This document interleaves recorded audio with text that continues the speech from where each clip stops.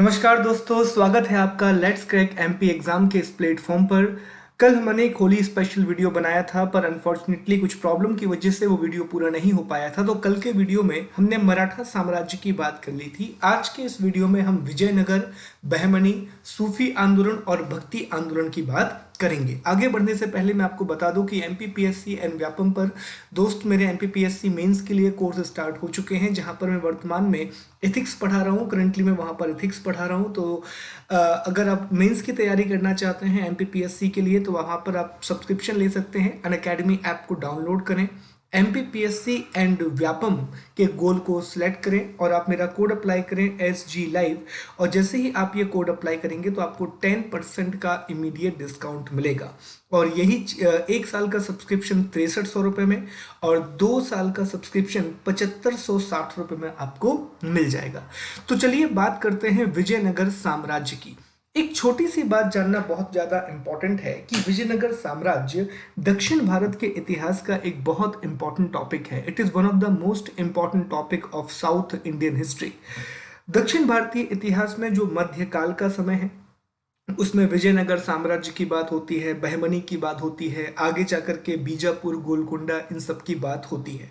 तो विजयनगर साम्राज्य जो है वो किसी एक वंश का साम्राज्य नहीं था। ऐसा नहीं था कि सिर्फ वहां पर कोई एक डायनेस्टी थी।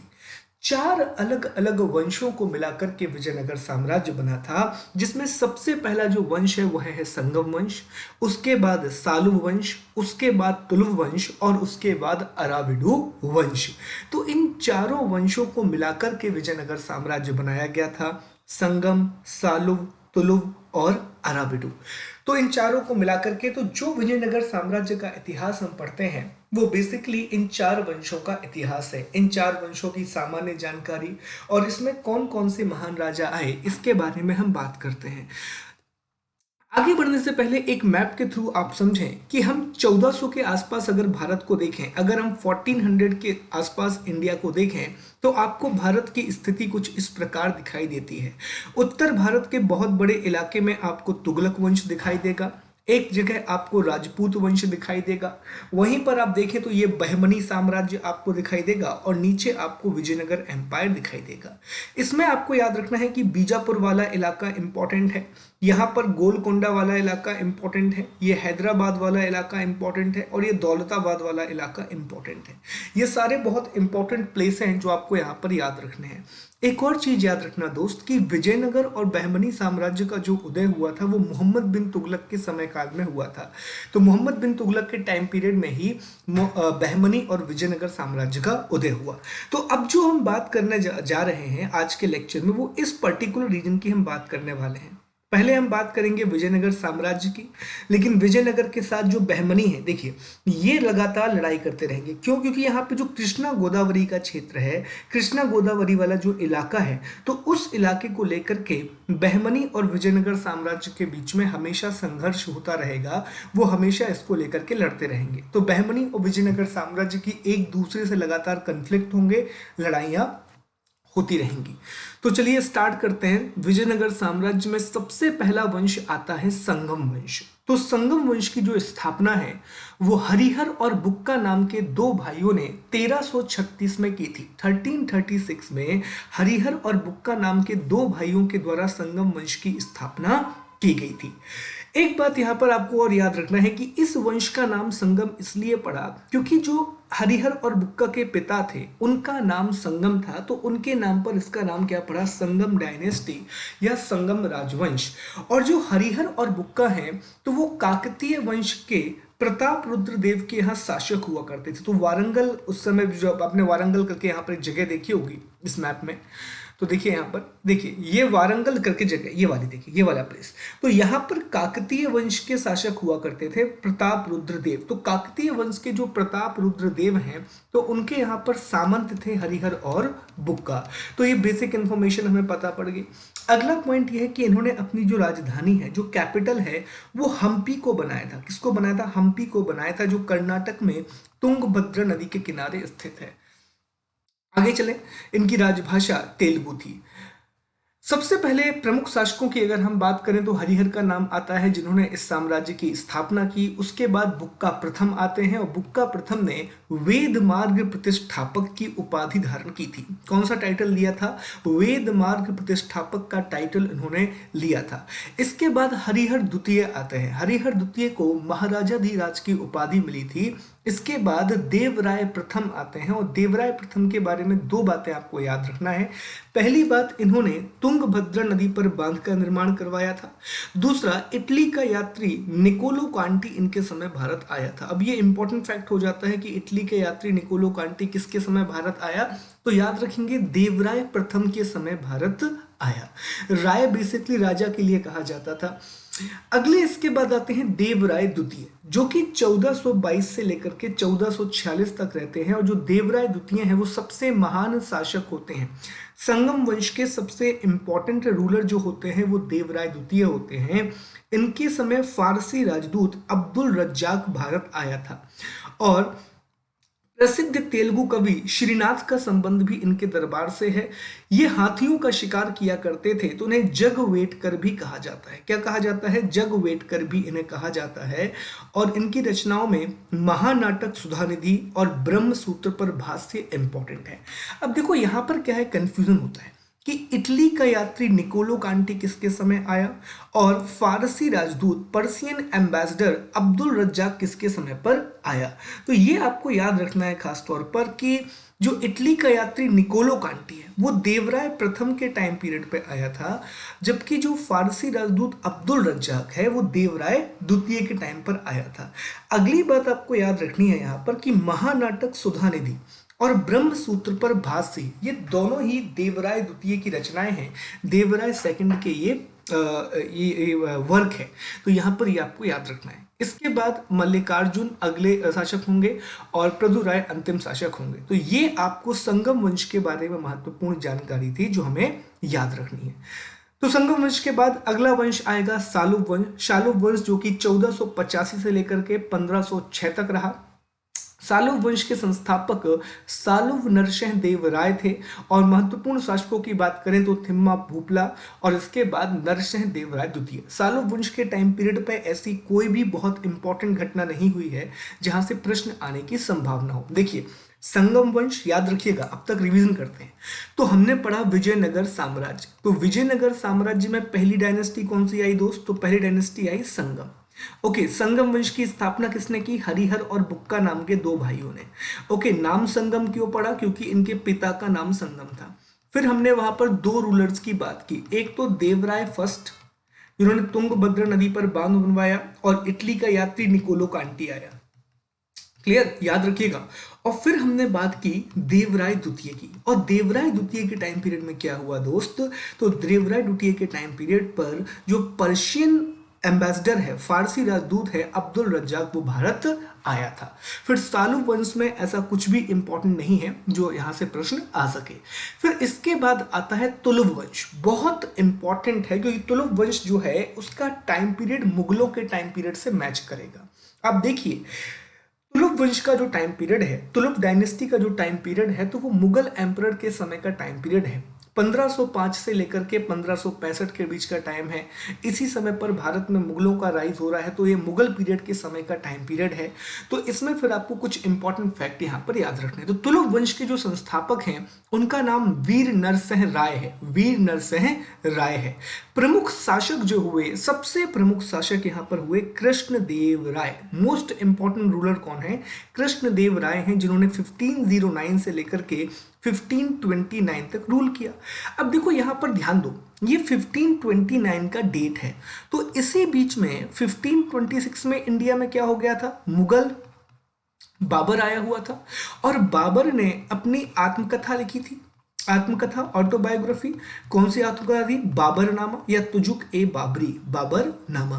तो बाबरनामा में उसने क्या किया था कि भारत के सबसे प्रसिद्ध राजाओं का जिक्र किया था, और उसमें एक कृष्णदेव राय भी थे। कौन थे? कृष्णदेव राय भी थे। तो भारत के उस समय के बहुत प्रसिद्ध राजा माने जाते हैं, बहुत प्रसिद्ध रूलर माने जाते हैं कृष्णदेव राय। चलिए जानते हैं इनके बारे में इंपॉर्टेंट फैक्ट। तो पहला पॉइंट है कि तुलुव वंश के सबसे महान शासक हुए। He was one of the greatest ruler of the Tuluva dynasty. Babur के समकालीन थे और बाबरनामा में बाबर ने क्या कहा है, इनको भारत का सबसे प्रतापी शासक कहा है। इसके बाद इनका एक सेनापति था जिसका नाम सालुव तिम्मा था, जो बहुत महत्वपूर्ण है और इंपॉर्टेंट रोल प्ले किया था सालुव तिम्मा ने। और पुर्तगाली यात्री डोमिगोस पायस, पुर्तगाली जो विजिटर है डोमिनोस पायस इनके समय पर आया था। तो अब तक हम 3 लोगों की बात कर चुके हैं। पहली हमने बात की निकोलस कांटी की, जो कि इटली का यात्री था और याद रखिएगा वो देवराय फर्स्ट के टाइम पे आए थे। सेकंड हमने बात की अब्दुल रज्जाक की, जो कि एक पर्शियन ट्रैवलर था और वो देवराय द्वितीय के टाइम पे आया था। और तीसरी हम बात कर रहे हैं डोमिगोस पायस की, और ये किस में, ये पुर्तगाली है, पोर्चुगीज ट्रैवलर है और ये आएगा कृष्णदेव राय के समय भारत। और कृष्णदेव राय का जो टाइम पीरियड है वो रचनाओं के लिए भी जाना जाता है, कवियों के लिए भी जाना जाता है। तो इसे तेलुगु साहित्य का स्वर्णकाल कहा जाता है, classic age of Telugu literature कहा जाता है। Now remember, this is the most important point कि इनके टाइम पीरियड को तेलुगु लिटरेचर का क्लासिक एज या स्वर्णकाल कहा जाता है। याद रखिएगा, इससे पहले जब हमने देवराय द्वितीय की बात की थी, देखिए यहां पर जल्दी से तो ये रिवीजन भी हो जाएगा। देवराय द्वितीय के टाइम पर भी प्रसिद्ध तेलुगु कवि श्रीनाथ थे और उनकी रचनाएं महानाटक सुधानिधि और ब्रह्मसूत्र पर भाष्य था। लेकिन जो तेलुगु साहित्य का स्वर्ण काल है, golden age of Telugu literature है, वो कहा जाता है कृष्णदेव राय के टाइम पीरियड को। क्यों कहा जाता है? तो इनके समय पर 8 कवि हुआ करते थे तेलुगु साहित्य में, जिन्हें अष्ट दिग्गज कहा जाता था। अब यहां से प्रश्न आ जाता है कि अष्ट दिग्गज का संबंध किस शासक से है? तो याद रखना है कि अष्ट दिग्गज का संबंध कृष्णदेव राय से है। किससे है? कृष्णदेव राय से है। और तेलुगु साहित्य के ये अष्ट प्रधान कवि माने जाते हैं। दूसरा, तेनाली रामा रामकृष्णन ने पांडुरंगा महामाते की बात की है, ठीक है। तो पांडुरंगा महामाते ने तेनाली रामा रामकृष्ण, तो ये सारी चीजें यहाँ पर इंक्लूड हो जाती हैं। तो ये आपको याद रखना है। तेनाली रामा एक बहुत ही इंपॉर्टेंट, आज भी जानते हैं कि बहुत ही इंपॉर्टेंट फेमस है, सीरियल भी उसके ऊपर आते हैं। तो ये आपको याद रखना है कि अष्ट दिग्गज और तेनाली रामा रामकृष्ण का संबंध कृष्णदेव राय से है। आगे बढ़ते हैं। कृष्णदेव राय ने भी 2 चीजें लिखी। एक तो उन्होंने अमुक्ता माल्यद लिखी तेलुगु भाषा में, और एक जाम्बवती कल्याणम, जो कि उन्होंने संस्कृत लैंग्वेज में लिखा। तो वो खुद भी एक बहुत बड़े साहित्यकार थे, पढ़े लिखे व्यक्ति थे। तो उन्होंने तेलुगु भाषा में अमुक्त माल्यद को लिखा और संस्कृत लैंग्वेज में जाम्बवती कल्याणम को लिखा। इनकी उपाधि जो थी, आंध्र भोज की उपाधि थी, अभिनव भोज की उपाधि थी और आंध्र पितामह की उपाधि थी। 3 टाइटल इनको थे, आंध्र भोज, अभिनव भोज और आंध्र पितामह। वास्तुकला के बारे में अगर हम बात करें तो उन्होंने नागलपुर नगर को बनाया, हजारा मंदिर को बनाया और विट्ठल स्वामी मंदिर को बनवाया था। तो कृष्णदेव राय खुद एक बहुत बड़े साहित्यकार थे, ही वॉज अ स्कॉलर, और उन्होंने अमुक्त माल्यद और जाम्बवती कल्याणम को लिखा। उनको टाइटल दिया गया था आंध्र भोज, अभिनव भोज और आंध्र पितामह का। वास्तुकला में आपको याद रखना है कि नागलपुर नगर, हजारा टेम्पल और विट्ठल स्वामी टेम्पल को उन्होंने बनवाया था। इनकी मृत्यु 1529 में हो जाती है। दैट्स इट, ये आपको याद रखना है। फिर जो अंतिम शासक आता है वो सदाशिव आता है, जो कि 1542 से 1570 तक रूल करता है। सदाशिव के बाद एक बैटल होता है राक्षसी तगड़ी या फिर तल्ली कोटा या बन्नी हट्टी का युद्ध। इसके 3 नाम है, याद रखना। ये मोस्ट इंपॉर्टेंट बैटल है, ना सिर्फ साउथ इंडियन हिस्ट्री का बल्कि इंटायर इंडियन हिस्ट्री का। तो ये कई बार आता भी है कि तल्ली कोटा या बन्नी हट्टी, इसका युद्ध किसके बीच में हुआ था। तो ये जगह कर्नाटक में है और ये युद्ध होता है 23 जनवरी 1565 को।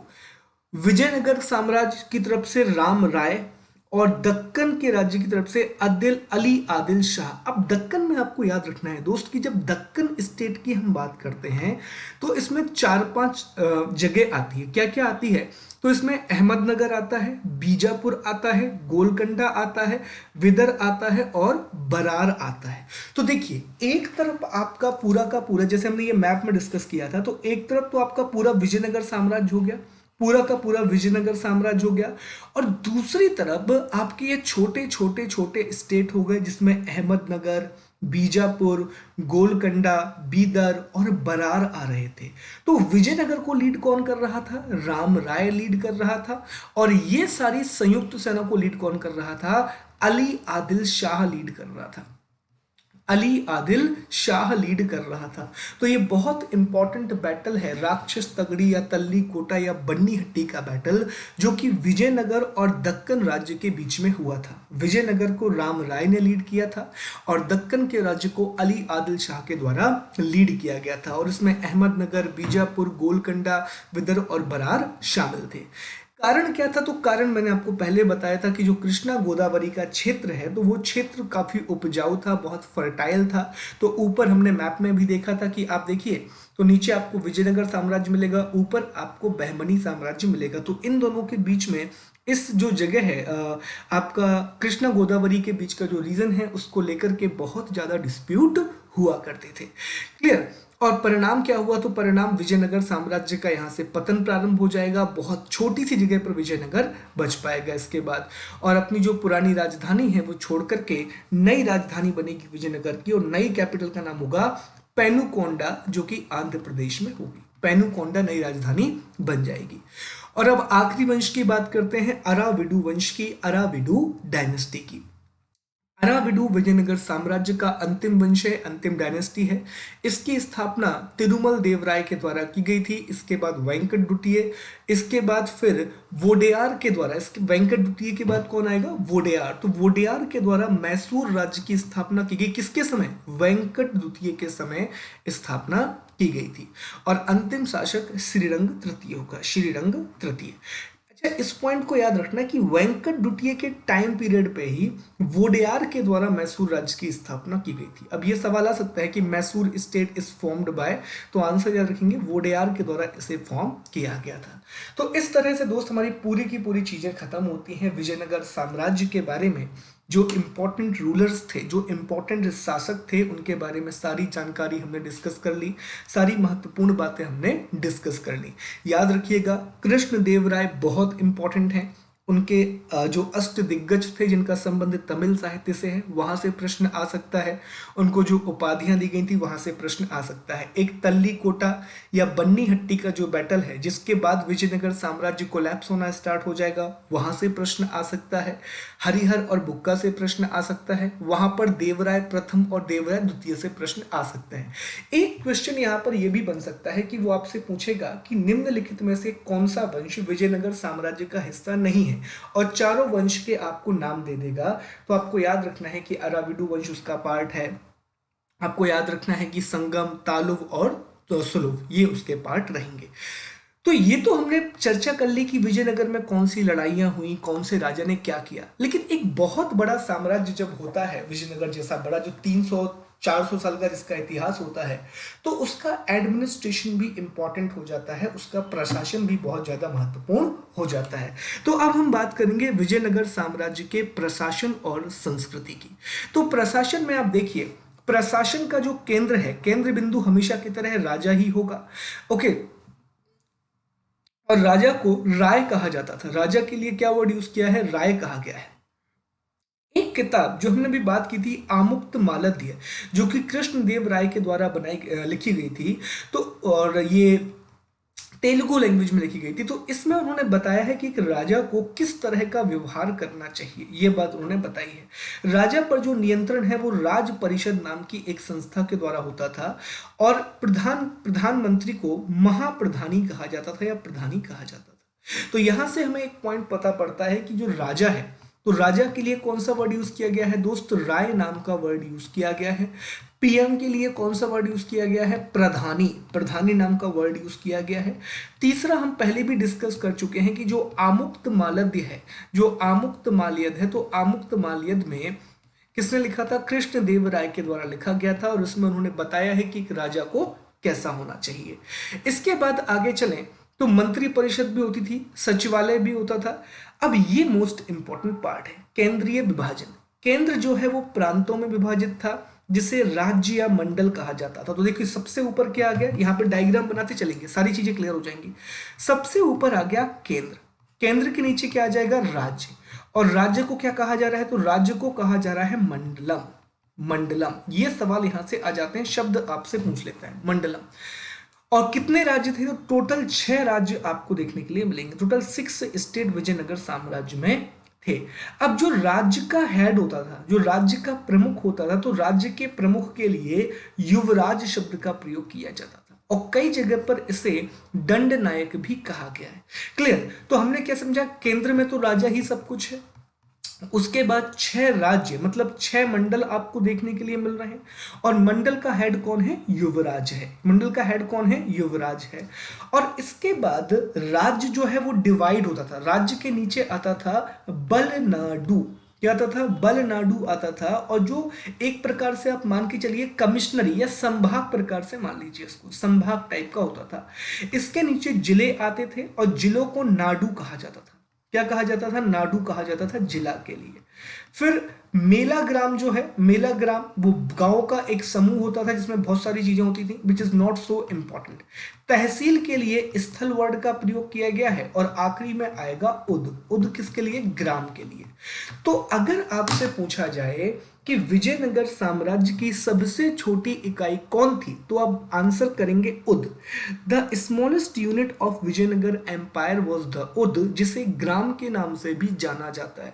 उसके अलावा जो केंद्र है, तो केंद्र राज्यों में बटा हुआ है। राज्यों को मंडलम कहा जाता है, प्रांत कहा जाता था। राज्य जो है वो फर्दर संभाग में बटा हुआ था, जिसको बलनाडु कहा जाता है। संभाग जो है वो जिलों में बटा हुआ था, जिसको नाडु कहा जाता है। नाडु जो है वो तहसील, जिसको स्थल कहा जाता था, और ग्राम को उद कहा जाता था। ये वर्ड जरूर याद रखना क्योंकि यहां से प्रश्न बहुत ज्यादा आते हैं। आगे बढ़ते हैं।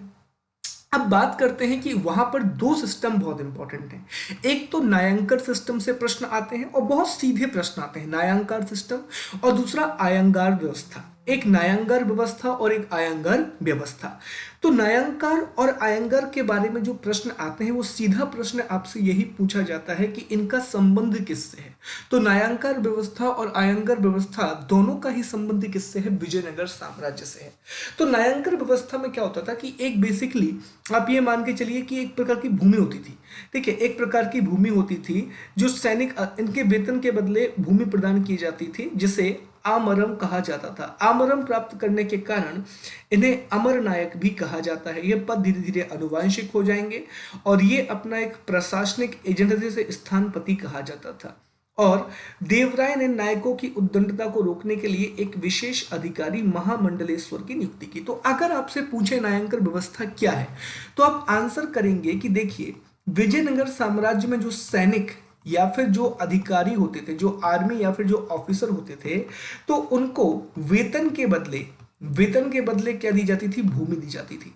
वेतन के बदले क्या दी थी? भूमि दी जाती थी। तो इसी भूमि को, जो भूमि वेतन के रूप में दी जाती थी, उसे आमरम कहा जाता था। और जिनको ये भूमि दी जाती थी उसे अमर नायक कहा जाता था।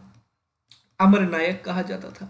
अमर नायक जो है वो धीरे धीरे आपके आनुवंशिक होते जाएंगे और आगे आकर के ये बहुत बड़े जमींदार बन जाएंगे। ये बहुत बड़े लैंडलॉर्ड बनते जाएंगे, बहुत बड़े जमींदार बनते जाएंगे। और ये लगातार क्या करेंगे? लगातार नियमों को अनदेखा करेंगे, लगातार ये रूल्स को ब्रेक करेंगे। तो फिर जो देवराय आते हैं, देवराय आते हैं, तो देवराय एक नए अधिकारी को नियुक्त करेंगे, महामंडलेश्वर। तो महामंडलेश्वर इन पर कंट्रोल करता है। तो न्यायकार व्यवस्था के बारे में इतनी बातें याद रखना है। दूसरा है आयंगर व्यवस्था। सिर्फ 2 पॉइंट जहां से प्रश्न निकला है वही आपको बता रहा हूं। एक प्रश्न तो मैंने सिंपल आ ही चुका है कि आयंगर व्यवस्था का संबंध किससे है? विजयनगर। और दूसरा पॉइंट बस याद रखना कि ये गांव के प्रशासन से संबंधित होता था। बेसिकली गांव को क्या कहा जाता था? तो उद कहा जाता था। तो मान लीजिए ये आपका पूरा का पूरा उद है, ये पूरा का पूरा विलेज है। तो इस विलेज में एडमिनिस्ट्रेशन के लिए, इस विलेज में प्रशासन करने के लिए 12 व्यक्तियों का एक समूह बनाया जाता था, 12 लोगों की एक समिति बनाई जाती थी। इसी समिति को आयंगर कहा जाता था। इसे क्या कहा जाता था? आयंगर कहा जाता था, बस। और इसमें जो आयंगर का पद है वो आनुवंशिक होता था, जिससे अपने पद को बेच भी सकते थे और इनको लगान मुक्त भूमि प्रदान की जाती थी। तो बस इतना याद रखना कि आयंगर व्यवस्था जो है वो विजयनगर साम्राज्य में गांवों के प्रशासन से रिलेटेड है, विलेज के एडमिनिस्ट्रेशन से संबंधित है। क्लियर? फिर इसके बाद में भू राजस्व की बात कर लेते हैं। तो भू राजस्व से संबंधित जो विभाग था उसे अष्ट बने कहा जाता था। क्या कहा जाता था? अष्ट बने कहा जाता था। भूमि कर को शिष्ट कहा गया है। भू राजस्व जो है वो 16 से 32% के बीच में होता था। 3 पार्ट होते थे, सिंचाई युक्त भूमि, सूखी भूमि और बाग और जंगल वाली भूमि। और भूमि की माप किसने करवाई थी? कृष्णदेव राय ने कराई थी। इंपॉर्टेंट नहीं है, इंपॉर्टेंट सिर्फ एक चीज है कि जो भू राजस्व विभाग है उसे अष्ट बने कहा जाता था। उसे क्या कहा जाता था? अष्ट बने कहा जाता था। और भूमि कर के लिए शिष्ट नाम का वर्ड यूज किया गया, शिष्ट नाम का वर्ड यूज किया गया है भूमि कर के लिए। आगे चलते हैं। कुछ दूसरे कर थे, सिंचाई कर था, बढ़ई कर था, विवाह कर था, कंदाचार था, कबल कर था। तो ये आपको कुछ प्रमुख कर मिलेंगे। अब बात करते हैं सिक्कों की। तो विजयनगर के टाइम में सोने और तांबे के सिक्के थे, चांदी के सिक्के बहुत कम थे। ये इंपॉर्टेंट फैक्ट हो जाता है। अगर आप कभी भी स्टेटमेंट वाले क्वेश्चन आते हैं तो वहां पर ऐसे ही प्रश्न निकल करके आते हैं। तो विजयनगर के टाइम में आपको सोने के सिक्के मिलेंगे, आपको तांबे के सिक्के मिलेंगे, पर चांदी के सिक्के आपको बहुत कम मिलते हैं। और विजयनगर के सिक्कों पर हनुमान और गरुड़ की आकृति आपको देखने के लिए मिलेंगी। जबकि तुलुप वंश की जो शासक थे वो बैल, गरुड़, शिव, पार्वती, कृष्ण, ये सब आकृतियां भी आपको देखने के लिए मिलेंगी। इसी आधार पर पूरे के पूरे साम्राज्य को हिंदू साम्राज्य भी कहा जाता है। वराह जो है वो विजयनगर का सबसे प्रसिद्ध सोने का सिक्का था जो 52 ग्रेन का होता था। इसे विदेशी यात्री पगोड़ा, हूण अथवा फरदोश के रूप में उल्लेख करते हैं। फिर वराह के अलावा प्रताप, फणम और तार ये भी होते थे, पर तार चूंकि चांदी के सिक्के हों वो बहुत कम हुआ करते थे। तो आपको बस ये याद रखना है दोस्त यहाँ पर कि वराह सबसे इंपॉर्टेंट गोल्ड क्वाइन हुआ करता था विजयनगर साम्राज्य में। और विजयनगर साम्राज्य के सिक्कों के पीछे हनुमान, गरुड़, बैल, शिव, पार्वती, इन सब की इमेजेस बनी रहती थी। सामाजिक दशा की अगर हम बात करें तो वर्ण, आश्रम, धर्म, मंगला, नुपाली संति शब्द का प्रयोग हुआ है। तो सभी वर्णों के मंगल की बात की गई है। समाज में ब्राह्मण हुआ करते थे, ब्राह्मण, ठीक है। और उत्तर भारत के विपरीत दक्षिण भारत में ब्राह्मण मांस, मदिरा आदि का सेवन करते थे। और ऑब्वियसली मृत्युदंड यहाँ पर नहीं दिया जाता था। चेट्टी अथवा शेट्टी, ये इंपॉर्टेंट है, ये इंपॉर्टेंट है क्योंकि ये शब्द आ चुका है। चेट्टी अथवा शेट्टी जो है ब्राह्मणों के बाद इस वर्ग की सामाजिक, तो ये व्यापारी वर्ग था। ये आपको याद रखना है, ये व्यापारी वर्ग था। तो चेट्टी और शेट्टी जो है वो व्यापारी वर्ग था। आप देखिए एमपीपीएससी में ऑलरेडी ऐसा एक सवाल आया हुआ था, हालांकि वो सवाल दूसरा था। यहां पर आपसे सवाल पूछा जा सकता है कि चेट्टी और शेट्टी का संबंध किस चीज से? तो व्यापारी वर्ग हुआ करता था। क्लियर? वीर पांचाल, तो चेट्टियों के समतुल्य व्यापार करने वाले दस्तकार हुआ करते थे। वीर पांचाल कौन थे? दस्तकार हुआ करते थे। एक बड़वा वर्ग था, एक निम्न वर्ग, ये सब इंपॉर्टेंट। दास प्रथा का उल्लेख निकोलो कांटी ने किया है और दासों के क्रय विक्रय को वेश्वेंग कहा जाता था। ये आपको याद रखना है। तो ये आपके विजयनगर साम्राज्य के बारे में महत्वपूर्ण तथ्य थे और सारे तथ्य विजयनगर एम्पायर के बारे में यहाँ पर खत्म होते हैं।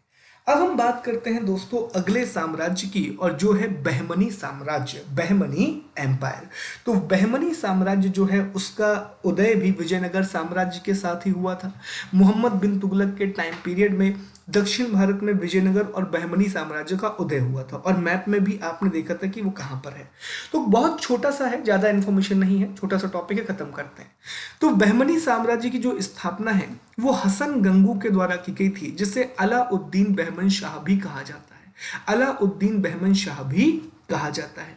उसके अलावा दक्षिण भारत में मुस्लिम राज्य की नींव डालने का श्रेय हसन गंगू को जाता है या अलाउद्दीन बहमन शाह को जाता है।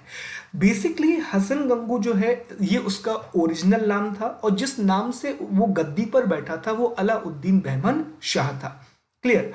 इनकी राजधानी एहसनाबाद थी, जिसको गुलबर्गा भी का, गुलबर्गा एहसनाबाद, गुलबर्गा ओरिजिनल नाम है, एहसनाबाद उसने नाम को रखा था। साम्राज्य को 4 प्रांतों में बांटा गया था और प्रांतों के लिए तरफ का प्रयोग किया गया है। प्रांत के लिए तरफ शब्द का प्रयोग किया गया है। गुलबर्गा, दौलताबाद, बरार और बीदर, तो ये 4 पार्ट है। तो देखो क्या पता पड़ा कि जो बहमनी साम्राज्य है उसकी स्थापना कौन करेगा? हसन गंगू। कौन करेगा दोस्त? हसन गंगू उसकी स्थापना करेगा। लेकिन हसन गंगू जो है वो अलाउद्दीन बहमन शाह के नाम से इस पर बैठेगा, अलाउद्दीन बहमन शाह के रूप में इस पर गद्दी पर बैठेगा। और इसके द्वारा दक्षिण भारत में, साउथ इंडिया में, दक्षिण भारत में मुस्लिम साम्राज्य की नींव रखी जाएगी। ओके, इसने क्या किया? पूरे के पूरे बहमनी साम्राज्य को 4 प्रांतों में बांट दिया। प्रांतों के लिए कौन सा वर्ड यूज किया? तरफ। तरफ। एक हो गया बीदर, एक हो गया बरार, एक हो गया गुलबर्गा और एक हो गया दौलताबाद। ओके, इस तरह से बांटा था। आगे चलें तो हसन गंगू की जो मृत्यु है वो 11 फरवरी को हो गई थी। अब हम प्रमुख शासकों की बात करते हैं। तो पहला तो आ गया हसन गंगू और सारी इंफॉर्मेशन ले ली हमने। इसके बाद मोहम्मद शाह प्रथम आता है। मोहम्मद शाह प्रथम सबसे महान शासक हुआ। इसने बुक्का के खिलाफ बारूद का प्रयोग किया। बुक्का के खिलाफ इसने किसका प्रयोग किया? बारूद का प्रयोग किया। अब याद रखिए कि बाबर अभी इंडिया में नहीं आया है, ये हम बाबर के पहले की बात कर रहे हैं, क्योंकि बुक्का कब की बात है? 1300 के आसपास की बात है। तो कहा जाता है ये भारत का पहला बारूद प्रयोग था जो मोहम्मद शाह प्रथम के द्वारा किया गया। इसके बाद ताजुद्दीन फिरोज आता है, अगला शासक। ताजुद्दीन फिरोज ने भीमा नदी के किनारे फिरोजाबाद की स्थापना की थी और विजयनगर साम्राज्य पर बहुत आक्रमण किए थे। इसके बाद शहाबुद्दीन अहमद प्रथम आता है जिसने अपनी राजधानी बीदर को बनाया। किसको बनाया? बीदर को। याद रखना, हसन गंगू ने अपनी राजधानी गुलबर्गा को बनाया था, लेकिन राजधानी को चेंज किसने किया? शहाबुद्दीन अहमद प्रथम के द्वारा राजधानी परिवर्तन किया गया और नई राजधानी बीदर को बनाया गया। हुमायूं, यहां पर याद रखिए दूसरा हुमायूं है। तो हुमायूं भी शासक होता है और वो बहुत ही ज्यादा विद्वान लेकिन बहुत ज्यादा क्रूर होता है। तो हुमायूं को दक्षिण का नीरो और जालिम कहा जाता है कि दक्षिण का नीरो और बहुत ही ज्यादा जालिम व्यक्ति था। इसके बाद सुल्तान शमसुद्दीन मोहम्मद तृतीय आता है। इसने महमूद गवा, याद रखना मोस्ट इंपॉर्टेंट नाम है पूरे के पूरे बहमनी साम्राज्य, महमूद गवा को प्रधानमंत्री नियुक्त किया था, पीएम बनाया था। और बहमनी साम्राज्य में बहुत सारे रिफॉर्म किए गए वो महमूद गवा के द्वारा किए गए। तो बीदर में महमूद गवा ने, याद रखिए ये काम महमूद गवा ने किया था। महमूद गवा ने बीदर में मदरसे की स्थापना की। उसके अलावा महमूद गवा के जितने भी पत्र थे उन पत्रों का संग्रह किया गया है रियाजुल इंशा नाम की किताब में। तो ये दोस्त आपको 2-3 पॉइंट याद रखने हैं कि महमूद गवा का संबंध किससे है? तो याद रखेंगे बहमनी साम्राज्य से है। और महमूद गवा के समय सुल्तान शमसुद्दीन तृतीय हुआ करता था और बीदर में मदरसा की स्थापना की थी, विश्वविद्यालय की। और रियाजुल इंसा के नाम से इसके पूरे के पूरे लेटर को कलेक्ट किया गया है। और रूसी यात्री निकितन, रूसी जो ट्रैवलर है वो निकितन भी भारत इस समय आया हुआ था। इसके बाद कलीमुल्ला आएगा और ये बहमनी साम्राज्य का अंतिम शासक होगा। इसकी मृत्यु के बाद, ये बहुत इंपॉर्टेंट स्टेटमेंट है, इसकी मृत्यु के बाद बहमनी राज्य 5 स्वतंत्र राज्यों में बट जाएगा। बहमनी साम्राज्य का अंतिम शासक होगा कलीमुल्लाह और उसके बाद इसकी मृत्यु के बाद बहमनी राज्य 5 स्वतंत्र राज्यों में बट जाएगा, 5 इंडिपेंडेंट स्टेट में बट जाएगा। क्लियर? कौन कौन से होंगे वो 5 राज्य? तो पहला है बरार जिसकी राजधानी एलचपुरी या गवालीगढ़ होगी। इसका इमाद शाही वंश यहां पर होगा और इसकी स्थापना फतेह उल्लाह इमाद के द्वारा की जाएगी और आगे जाकर के 1574 में अहमदनगर में ये मिल जाएगा। दूसरा होगा बीजापुर। देखिए सारी लोकेशन आपको याद होनी चाहिए। बीजापुर है वो नौरसपुर, इसको वंश होगा आदिल शाही और इसको यूसुफ आदिल खान के द्वारा बनाया जाएगा और 1686 में औरंगजेब इसको मुगल साम्राज्य में मिला लेगा। फिर एक है अहमदनगर। अहमदनगर की राजधानी अहमदनगर ही है, यहां पर निजाम शाही का शासन रहेगा। इसकी स्थापना 1490 में होगी और मलिक अहमद इसका संस्थापक होगा और 1366 में शाहजहां द्वारा इसे मुगल साम्राज्य में मिला लिया जाएगा। इसके बाद आएगा गोलकुंडा। गोलकुंडा जो है वहां पर राजधानी गोलकुंडा ही होगी, कुतुब शाही वंश यहां पर होगा और औरंगजेब द्वारा मुगल साम्राज्य में मिला लिया जाएगा। आखिरी में आएगा बीदर। बीदर की राजधानी बीदर ही रहेगी और इसे 1618 में बीजापुर में मिला लिया जाएगा। तो आपको बस इतना याद रखना है कि बहमनी साम्राज्य से अलग होकर के ये 5 आपको अलग अलग राज्य मिलेंगे, बरार, बीजापुर, अहमदनगर, गोलकुंडा और बीदर। तो इस तरह से दोस्त बहमनी साम्राज्य की कहानी भी समाप्त होती है। सारे इंपॉर्टेंट फैक्ट बहमनी साम्राज्य के बारे में हमने पढ़ लिए। अब एक बहुत बड़ा टॉपिक है और ये टॉपिक है भक्ति आंदोलन, भक्ति मूवमेंट। तो भक्ति आंदोलन आप जानते हैं कि भारत में अलग अलग समय पर रिलीजियस रिफॉर्म किए गए। सबसे पहले अगर हम एंशंट हिस्ट्री की बात करें तो एंशंट हिस्ट्री में जो हमारे यहाँ पर रिलीजियस रिफॉर्म किए गए वो गौतम बुद्ध और जो महावीर स्वामी हैं उनके द्वारा नए नए आंदोलनों की शुरुआत की गई। आगे जाकर के जब आप 8वीं सदी में आओगे, मध्यकालीन भारत में आप आओगे, तो मध्यकालीन भारत में दो फेजेस में हमारे यहाँ पर रिफॉर्म किए गए। पहला जो 800 के आसपास का समय है, 700 और 800 के आसपास का समय है, इस समय रिफॉर्म स्टार्ट हुए साउथ इंडिया से, दक्षिण भारत से। आगे जाकर के जब 1300-1400 की बात आएगी तो ये सारे रिफॉर्म कहाँ पहुंच जाएंगे? ये पहुंच जाएंगे आपके दक्षिण नॉर्थ इंडिया में। तो पहला प्रश्न ये आता है कि आखिरकार भक्ति आंदोलन क्या था? तो उसको एक लाइन में हम डिफाइन कर सकते हैं कि मध्यकालीन भारत में धर्म सुधार हेतु चलाए गए आंदोलन को भक्ति आंदोलन कहा जाता है, जिसका वर्तमान समाज पर गहरा प्रभाव है। तो बेसिकली भक्ति आंदोलन का अर्थ क्या है दोस्त? धर्म सुधार आंदोलन है, रिलीजियस रिफॉर्म मूवमेंट है। क्या क्या चीजें हुई इन शॉर्ट में समझिए। देखिए, भक्ति आंदोलन के समय आपको अलग अलग संप्रदाय देखने के लिए मिलेंगे, अलग अलग मत के लोग आपको देखने के लिए मिलेंगे और काफी डिफरेंट डिफरेंट लोग आपको देखने के लिए मिलेंगे। कई नए संप्रदायों का उदय होगा, कई नए कंसेप्ट आएंगे, भगवान को लेकर के अलग अलग बातें की जाएंगी। तो प्रश्न कहां से आता है? प्रश्न यहां पर आता है जो यहां पर सुधारक थे, जैसे कि मीराबाई थी, कबीर थे, तुलसीदास थे, चैतन्य महाप्रभु थे, आदि शंकराचार्य थे, रामानुजाचार्य थे, इन सब के बारे में प्रश्न आता है और इन सब का जन्म कई बार पूछ लेता है, इनके द्वारा कौन सी किताबें लिखी गई, ये सारी बातें आपसे पूछ लेता है। सो बस आपको याद रखना है कि जब आप भक्ति आंदोलन को स्टडी करते हैं तो बेसिकली आप 10 या 12 जो सबसे महत्वपूर्ण सुधारक थे, इंपॉर्टेंट जो रिफॉर्मर्स थे, उनके बारे में पढ़ लीजिए, डेट विल बी सफिशिएंट। तो चलिए स्टार्ट करते हैं भक्ति आंदोलन के बारे में पढ़ना। सबसे पहली बात है कि भक्ति आंदोलन 2 चरणों में आएगा, 2 स्टेप में आएगा।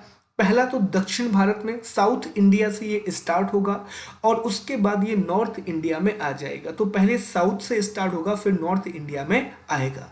भक्ति आंदोलन का जो प्रारंभ है वो आदि शंकराचार्य के द्वारा किया गया था, जो 8वीं सदी में आदि शंकराचार्य ने दक्षिण भारत में, साउथ इंडिया में भक्ति आंदोलन को प्रारंभ किया था। तो अगर कभी आपसे प्रश्न पूछा जाता है कि भक्ति आंदोलन की शुरुआत किसने की, तो आदि शंकराचार्य ने की थी। लेकिन जो आपका ये भक्ति मूवमेंट है, इसको प्रमोट करने का काम सबसे ज्यादा किया आलवार संत और नायनार संत ने। और ये सीधा प्रश्न बनता है कि जो आलवार थे ये वैष्णव थे, ये पूरे के पूरे वैष्णव थे, और जो नायनार थे ये सारे के सारे शैव थे। तो विष्णु उपासकों के लिए आलवार शब्द का प्रयोग किया गया है, जबकि शैव उपासकों के लिए नायनार शब्द का प्रयोग किया गया है। This is the very much important question. यहां से सीधा सीधा प्रश्न बनता है दोस्त कि आलवार जो हैं, आलवार वैष्णव धर्म से आते हैं और नायनार शैव धर्म से आते हैं। तो कहा जाता है कि भक्ति आंदोलन की शुरुआत तो आदि शंकराचार्य ने की, पर उसके प्रचार और प्रसार का श्रेय 12 आलवार संतों और 63 नयनार संतों को जाता है, जिन्होंने इस पूरे के पूरे मूवमेंट को प्रमोट किया था।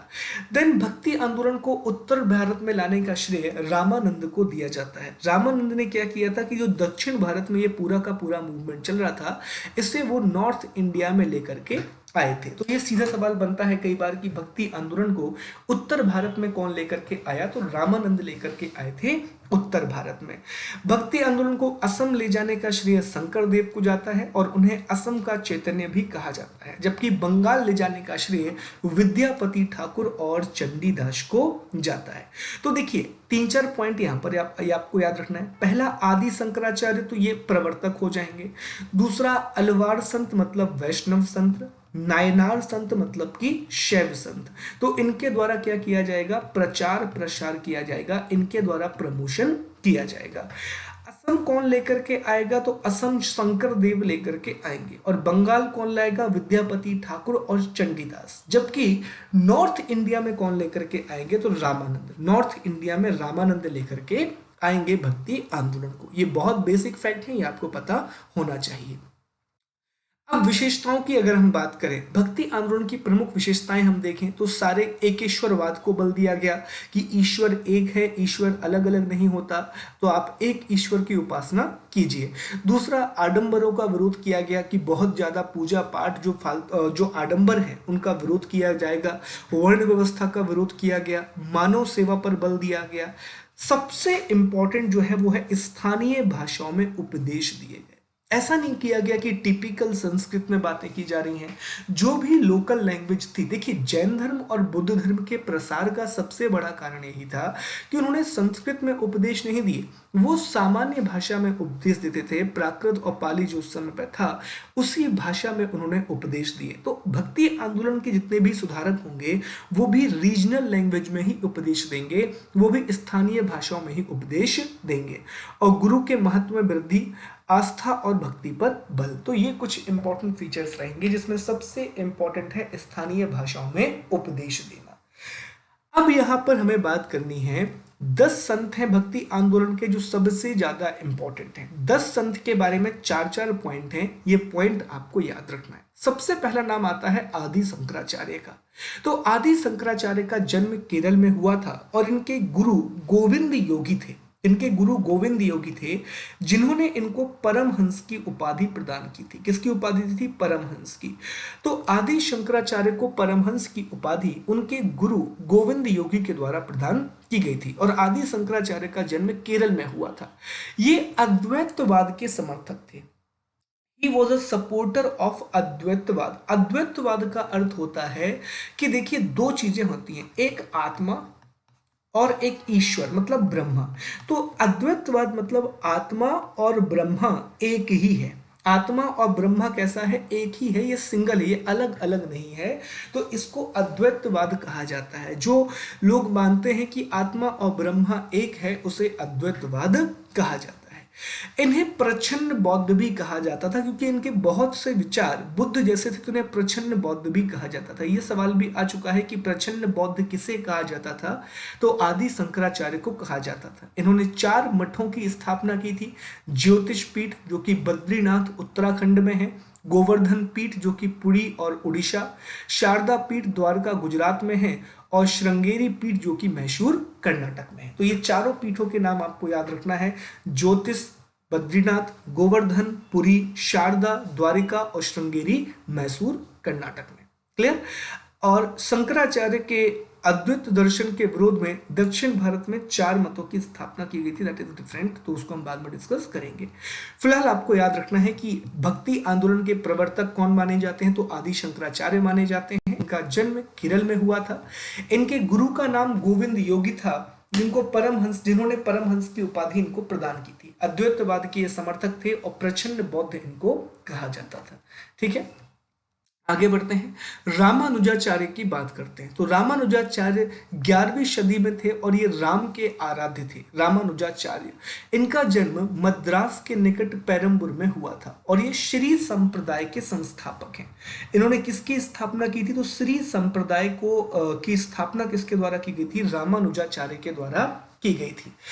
ये विशिष्ट अद्वैतवाद के प्रतिपादक हैं। विशिष्ट अद्वैतवाद क्या है? ये भी ब्रह्मा और ईश्वर को एक मानता है, लेकिन साथ ही साथ माया वगैरह के एग्जिस्टेंस को भी बिलीव करता है।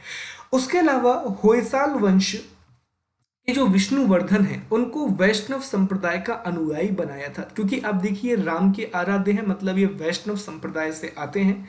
तो होयसाल वंश के रूलर थे विष्णुवर्धन, उनको उन्होंने वैष्णव संप्रदाय का अनुयायी बनाया था। अगले आते हैं रामानंद। तो रामानंद को सबसे बड़ा श्रेय दिया जाता है कि ये भक्ति आंदोलन को दक्षिण भारत से उत्तर भारत लेकर के आए थे, साउथ इंडिया से नॉर्थ इंडिया लेकर के आए थे। उसके अलावा इनका जन्म 1299 प्रयाग में हुआ था। राम और सीता के उपासक थे। इनके 12 शिष्य थे। 12 शिष्य थे, जिसमें से महत्वपूर्ण रहे रैदास, कबीर, पद्मावती और सुरसी 2 महिलाएं थी, धन्ना, सेना, पीपा। और सबसे इंपॉर्टेंट इसमें होंगे रैदास और कबीर। रैदास आगे जाकर के मीराबाई के गुरु बनेंगे और कबीर जो हैं, कबीर की वाणी सबसे ज्यादा फेमस होगी। आगे जाकर के एक नया पंथ खड़ा होगा जिसे कबीर पंथी कहा जाता है। क्लियर? कबीर दास की बात करते हैं जो इनके शिष्य थे। तो कबीर दास निर्गुण संत थे। निर्गुण का अर्थ होता है कि उन्होंने ये कहा कि ईश्वर जो है उसके अलग अलग रूप नहीं होते, ईश्वर को कोई रूप नहीं होता, तो वो निर्गुण उपासक थे, मूर्ति पूजा वगैरह में बिलीव नहीं करते थे। इनका जन्म वाराणसी में हुआ था और इनकी मृत्यु मगहर नाम के स्थान पर हुई थी। इन्होंने सिकंदर लोदी के समकालीन थे, क्योंकि इस समय सिकंदर लोदी का रूल इंडिया में चल रहा था। और जितनी भी बातें इन्होंने कही, तो इन्होंने एक बुक नहीं लिखी, इन्होंने कोई किताब नहीं लिखी, पर इनके अलग अलग जो वाणियां थी, अलग अलग जो इनके दोहे थे, उनको जो इनके शिष्य थे, सारे के सारे स्टूडेंट ने एक जगह पर कलेक्ट किया और उस कलेक्शन को नाम दिया गया बीजक। कलेक्शन को क्या नाम दिया गया? बीजक। और बीजक के 3 पार्ट हैं। एक पार्ट है सखी, एक पार्ट है सबद जो कि गुरु ग्रंथ साहब में यूज की गई है, और तीसरा है रमेनी। तीसरा क्या है? रमेनी। तो साखी, सबद और रमेनी को इसमें रखा गया। और जो कबीर की भाषा थी वो ब्रज भाषा, अवधी और राजस्थानी का बहुत खूबसूरत एक मिलांज था, एक बहुत खूबसूरत मिश्रण था। तो संत कबीर के बारे में आपको इतनी बातें याद रखनी है कि वो निर्गुण उपासक थे, उनका जन्म वाराणसी में हुआ था, उनकी मृत्यु मगहर नाम के स्थान पर हुई। सिकंदर लोदी के वो समकालीन थे और शिष्यों ने उनकी वाणी के संग्रह को बीजक नाम दिया था, जिसके 3 भाग हैं, साखी, सबद, रमेनी, और इनकी भाषा ब्रज भाषा, अवधी और राजस्थानी थी। इसके बाद दादू दयाल आते हैं। इनका जन्म गुजरात अहमदनगर में हुआ था और ये कबीर के अनुयायी थे और उन्होंने ब्रह्मा संप्रदाय की स्थापना की थी। तो दादू दयाल का जन्म गुजरात अहमदाबाद में हुआ था। कई बार क्या है, जगह का नाम पूछ लिया जाता है कि दादू दयाल कहाँ पर एक्टिव रहे, तो ये गुजरात में एक्टिव रहे। ये कबीर के फॉलोवर थे, कबीर के अनुयायी थे और इन्होंने ब्रह्मा संप्रदाय की स्थापना की थी। ओके। देन अकबर ने इनको फतेहपुर सीकरी में लाया था और इन्हीं के समय निपक नाम के आंदोलन की शुरुआत हुई थी। इनके प्रमुख शिष्य जो हैं वो सुंदर दास हैं। तो अकबर के द्वारा इनको फतेहपुर सीकरी बुलाया गया था। अकबर इबादत खाना, आप जानते हैं इसके बारे में। और निपक आंदोलन, निपक नाम का जो आंदोलन है वो भी इन्हीं के टाइम पीरियड से रिलेटेड है। इसके बाद मीराबाई। तो मीराबाई के बारे में पहला पॉइंट, ये मेड़ता जिले की चौकरी गांव में इनका जन्म हुआ था। मेड़ता जिले के चौकरी गांव में इनका जन्म हुआ था और इनके पिता का नाम पूछा जाता है कई बार, रतन सिंह राठौर थे, जबकि इनके पति भोजराज थे। जब इनके पति की डेथ हो जाती है तो मीराबाई आध्यात्मिक हो जाती हैं और मीराबाई कृष्ण भक्ति में लीन हो जाती हैं और कृष्ण की बहुत बड़ी उपासक मानी जाती है मीराबाई। ठीक है।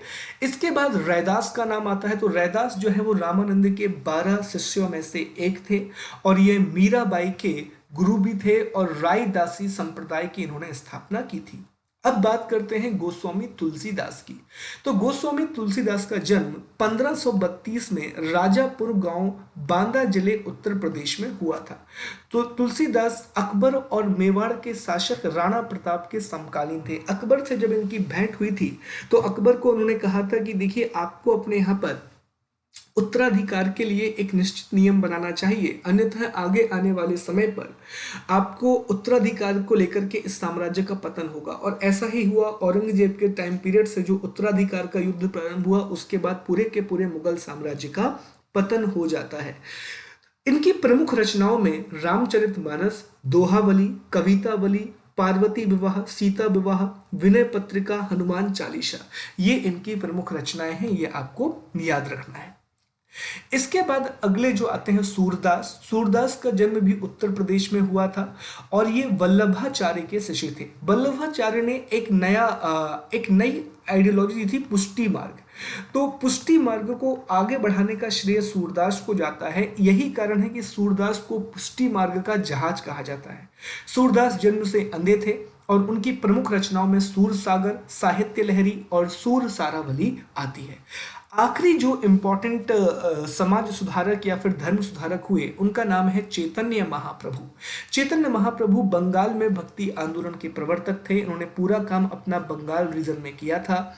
कृष्ण भक्ति के को ये फॉलो करते थे। चैतन्य महाप्रभु ने मूर्ति पूजा और अवतारवाद को महत्व दिया। ये मूर्ति पूजा और अवतारवाद में बिलीव करते थे।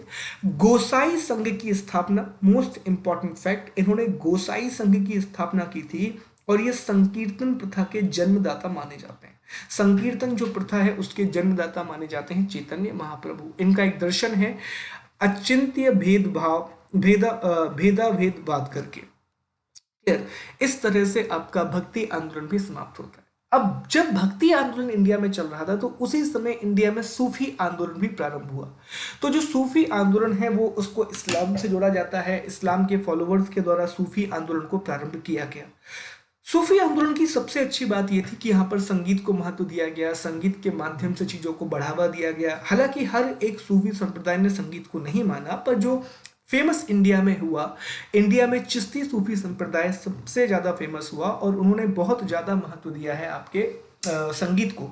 तो संगीत के माध्यम से, और दूसरा इस्लाम के अच्छे तरीके से प्रचार के लिए सूफीवाद को याद रखा जाता है। इस्लाम की कट्टरता को कम करने के लिए सूफीवाद की बात की जाती है। तो भारत में देखिए सूफीइज्म जो है उसके अलग अलग संप्रदाय हैं। जैसे भक्ति आंदोलन में हमने अलग अलग संप्रदाय देखे, उसी तरह सूफी आंदोलन के भी अलग अलग संप्रदाय हैं। तो अलग अलग संप्रदायों के द्वारा सूफी आंदोलन को आगे बढ़ाया जाएगा और भारत में 4 संप्रदाय सबसे ज्यादा इंपॉर्टेंट होंगे, जिसमें से भी सबसे इंपॉर्टेंट रहेगा वो चिश्ती, उसके बाद सुहारवर्दी, फिर कादरी और फिर नक्शबंदी। कादरी और नक्शबंदी थोड़ी रेडिकल रहते हैं, जबकि चिश्ती को सबसे अच्छा संप्रदाय माना जाता है। देखिए भारत में जो इनकी शुरुआत हुई तो वो मोहम्मद गौरी के आगमन के समय हुई। मोहम्मद गौरी जब भारत आए तो उनके साथ मोइनुद्दीन चिश्ती भारत आए, जिन्होंने अजमेर को केंद्र बना के सारी चीजों को प्रमोट किया और धीरे धीरे सूफीवाद बहुत बड़ा रूप धारण कर लेगा। तो चलिए जानते हैं सूफीवाद क्या होता है। तो जो सूफी शब्द है, सूफी शब्द जो है वो अरबी के सफा शब्द से बना है, अरबी भाषा के सफा शब्द से बना है और इसके 2 मीनिंग होते हैं। एक तो होता है शुद्धता और पवित्रता, और दूसरा मीनिंग इसका होता है ऐसे व्यक्ति जो ऊन के वस्त्र पहनते हैं, जो ऊन के वस्त्र पहनते हैं। तो जो सूफी वर्ड है उसका ओरिजिन अरबी भाषा के सफा वर्ड से हुआ है और ऐसे व्यक्ति जो ऊन के वस्त्र पहनते हैं उनको सूफी कहा जाता है, और जो शुद्धता और पवित्रता की बात करते हैं उनको सूफी कहा जाता है। सूफीवाद कुरान की व्याख्या, कुरान की उदार व्याख्या है जिसे तरीकत कहा गया है। जो कुरान है उसका एक बहुत ही लिबरल एक्सप्लेनेशन क्या है, सूफीइज्म है। सूफी संतों को, शिष्यों को मुरीद कहा जाता है, और जहां पर सूफी संत रहते हैं उनको खानकाह या मठ कहा जाता है। तो जो मुरीद शब्द हम बहुत इस्तेमाल करते हैं, आम बोलचाल की भाषा में भी हम कहते हैं भैया हम आपके मुरीद हो गए। तो मुरीद का अर्थ ही क्या होता है, जो सूफी संत के शिष्य हैं उनको मुरीद कहा जाता है, और सूफी संतों का जो निवास स्थल है जहां पर वो रहते हैं उसे खानकाह या मठ कहा जाता है। सूफी संप्रदायों को लिए सिलसिला शब्द का प्रयोग किया गया है। सिलसिला का अर्थ होता है जो सूफी संप्रदाय है उनको सिलसिला कहा गया है। तो जैसे हमारे यहाँ पर जैन धर्म, बौद्ध धर्म, इस प्रकार में अलग अलग चीजें होती हैं, तो उसी प्रकार से सूफी में जो संप्रदाय है तो संप्रदाय के लिए सिलसिला वर्ड का यूज किया गया है। अबुल फजल ने जो आईने अकबरी में 14 सिलसिलों का जिक्र किया है, 14 संप्रदायों का जिक्र किया है, पर इसमें से 4 बहुत इंपॉर्टेंट हैं, चिश्ती, सुहारावर्दी, कादरी और नक्शबंदी। बस इन्हीं 4 के बारे में हमको पढ़ना है। सूफी आंदोलन की अगर विशेषताओं की बात करें तो ये भी एकेश्वरवाद में मानते हैं, प्रेम की बात करते हैं, संगीत के माध्यम से धर्म प्रचार की बात करते हैं, गुरु और शिष्य की परंपरा का बहुत महत्व है, मुरीद कहा जाता है शिष्यों को, आडंबर का विरोध करते हैं। और भारत में 4 प्रमुख सिलसिले रहेंगे, चिश्ती, सुहारवर्दी, कादरी और नक्शबंदी। चलिए सबसे पहले बात करते हैं चिश्ती सिलसिले की। तो चिश्ती सिलसिले की भारत में जो स्थापना की गई थी वो मोइनुद्दीन चिश्ती के द्वारा की गई थी। मोइनुद्दीन चिश्ती मोहम्मद गौरी के समय भारत में आए थे, और इसके अलावा ख्वाजा कुतुबुद्दीन बख्तियार काकी, ख्वाजा निजामुद्दीन औलिया, शेख सलीम चिश्ती, बाबा फरीद अन्य चिश्ती संप्रदाय के प्रमुख प्रमोटर्स रहेंगे। मोइनुद्दीन चिश्ती की अगर हम बात करें तो 1192 में मोहम्मद गौरी के साथ ये भारत आए थे। इन्होंने अजमेर को केंद्र बनाया था, और आप जानते हैं बाद में इनकी दरगाह भी अजमेर में बनवाई गई जिसे दरगाह शरीफ कहा जाता है। इसके बाद ख्वाजा कुतुबुद्दीन बख्तियार काकी आएंगे। देखिए कई बार जो प्रश्न आ जाते हैं वो 3-4 लोगों का नाम आपको दे देगा और पूछेगा कि इसमें से कौन चिश्ती सिलसिले से संबंधित नहीं थे। तो याद रखना चिश्ती सिलसिला जो है वो मोस्ट इंपॉर्टेंट है। तो मोइनुद्दीन चिश्ती, ख्वाजा कुतुबुद्दीन बख्तियार काकी, ख्वाजा निजामुद्दीन औलिया, शेख सलीम चिश्ती और बाबा फरीद, इनका संबंध किससे होता है, चिश्ती सिलसिले से होता है। तो मोइनुद्दीन चिश्ती तो 1192 में मोहम्मद गौरी के साथ भारत आए थे। इन्होंने अजमेर को केंद्र बना के सारा क्रियाकलाप किया था। इसके बाद ख्वाजा कुतुबुद्दीन बख्तियार काकी आते हैं, और ख्वाजा कुतुबुद्दीन बख्तियार काकी इल्तुतमिश के समकालीन थे, ये आपको याद रखना है। और ये कुतुबुद्दीन ऐबक के भी समकालीन थे, और कहा जाता है कि कुतुबुद्दीन बख्तियार काकी की लिए ही कुतुब मीनार का निर्माण करवाया गया था। कुतुब उद्दीन ऐबक इनसे बहुत प्रभावित था। इनके प्रमुख शिष्य जो थे वो बाबा फरीद थे, और बाबा फरीद की कुछ रचनाओं को गुरु ग्रंथ साहब में भी जगह दी गई है। कुतुब मीनार का निर्माण करवाया गया था। इसके बाद शेख निजामुद्दीन औलिया आते हैं। देखिए, एक मोइनुद्दीन चिश्ती, दूसरा बख्तियार काकी, तीसरा निजामुद्दीन औलिया, ये सबसे इंपॉर्टेंट सूफी संत होंगे। निजामुद्दीन औलिया की दरगाह दिल्ली में है, और निजामुद्दीन औलिया के सबसे बड़े दो प्रमुख शिष्य जो होते हैं वो एक अमीर खुसरो होते हैं और दूसरे सलीम होते हैं। ठीक है, तो शेख सलीम चिश्ती होते हैं, जिनके नाम पर जहांगीर का नाम सलीम रखा गया था। तो शिष्य होते हैं अमीर खुसरो और सलीम चिश्ती। इन्होंने दिल्ली को अपना केंद्र बनाया था, और आप जानते हैं कि निजामुद्दीन औलिया और जो ग्यासुद्दीन तुगलक था उनके बीच में बनती नहीं थी, और इसी समय पर निजामुद्दीन औलिया ने कहा था कि दिल्ली दूर अस्ते, दिल्ली अभी दूर है, और ऐसा ही हुआ था। ग्यासुद्दीन तुगलक आ नहीं पाए थे। 7 सुल्तानों का टाइम पीरियड इन्होंने देखा, लेकिन ये कभी भी किसी भी सुल्तान के दरबार में नहीं गए। ग्यासुद्दीन तुगलक के साथ इनका मतभेद था, और दिल्ली में इनका मकबरा है, और इनके मकबरे में ही अमीर खुसरो को भी दफनाया गया था, जो उनके महान शिष्य माने जाते हैं।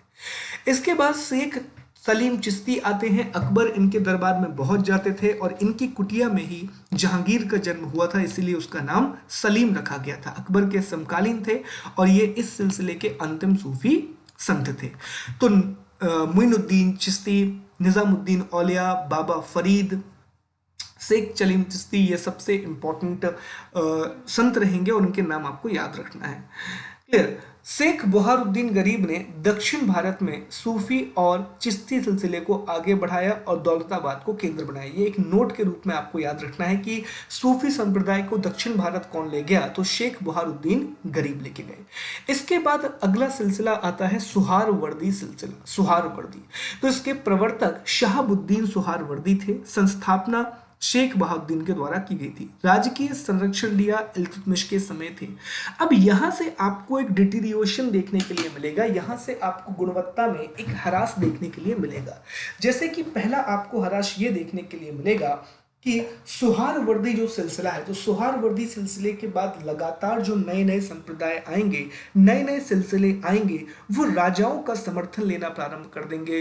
वो जो बेसिक सूफीवाद होता है, जो फकीरी होती है, वो फकीरी को छोड़ते हुए आगे निकलते जाएंगे और काफी चीजों को डिटेरियोरेट करेंगे। तो सुहारवर्दियों ने राजकीय संरक्षण दिया और इल्तुतमिश के समय, और इनके पुत्र थे शेख नुकरुद्दीन सुहारवर्दी, और प्रमुख संत हुए जलालुद्दीन तबरेज।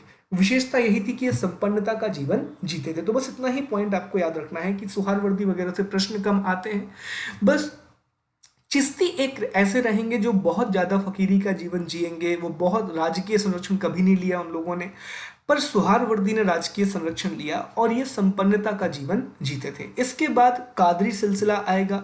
भारत में इसकी स्थापना मोहम्मद गौश ने की थी, जबकि इसकी शुरुआत बगदाद के सैफ अब्दुल कादरी के द्वारा की गई थी। सिकंदर लोदी जो है वो शेख जिलानी का शिष्य था। सिकंदर लोदी शेख जिलानी का शिष्य था, और दारा शिकोह शेख मुल्लाह का शिष्य था। शेख मुल्लाह का शिष्य था। इनकी विशेषताएं क्या क्या थी कि ये हरे रंग की पगड़ी पहनते थे, गुलाब का फूल रखते थे, शासकीय सेवा का समर्थन करते थे, संगीत का समर्थन नहीं करते थे। यहां पे इंपॉर्टेंट ये है कि ये एक तो संगीत को समर्थन नहीं कर रहे, दूसरा दारा शिकोह शेख मुल्लाह का शिष्य था, और शेख मुल्लाह का संबंध किससे है? कादरी सिलसिला से है। और सिकंदर लोदी शेख जिलानी का शिष्य था, और शेख जिलानी का संबंध भी किससे है? कादरी सिलसिला से है। तो ये पॉइंट आपको यहां पर याद रखना है। आखिरी सिलसिला आता है नक्शबंदी सिलसिला। तो नक्शबंदी सिलसिले के जो प्रवर्तक हैं वो तुर्कमेनिस्तान के ख्वाजा शेख बहाउद्दीन नक्शबंदी हैं। भारत में ख्वाजा बाकी बिल्लाह के द्वारा इसे स्टार्ट किया गया था, और ये अकबर के समय भारत में आया था, और ये सबसे ज्यादा कट्टर सूफी सिलसिला माना जाता है, सबसे ज्यादा रेडिकल इसको माना जाता है।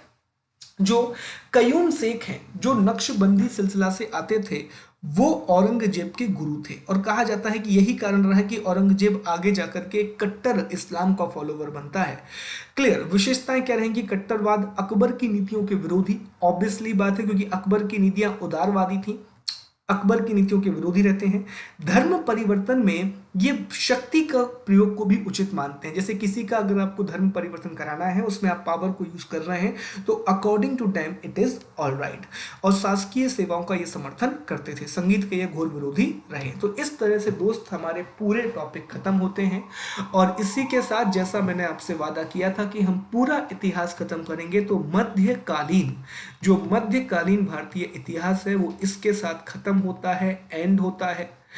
और इसका एक टेस्ट और आएगा अगले एक हफ्ते में, इसका एक टेस्ट भी होगा जिसमें पूरे लगभग 100 क्वेश्चंस रहेंगे, 100 सवाल रहेंगे और पूरे मध्यकालीन भारतीय इतिहास से ये सवाल रहेंगे, पूरे मिडिवल इंडियन हिस्ट्री से ये क्वेश्चन रहेंगे। अगली बात आपको ये याद रखनी है दोस्त कि मध्यकालीन भारतीय इतिहास से सवाल रहेंगे।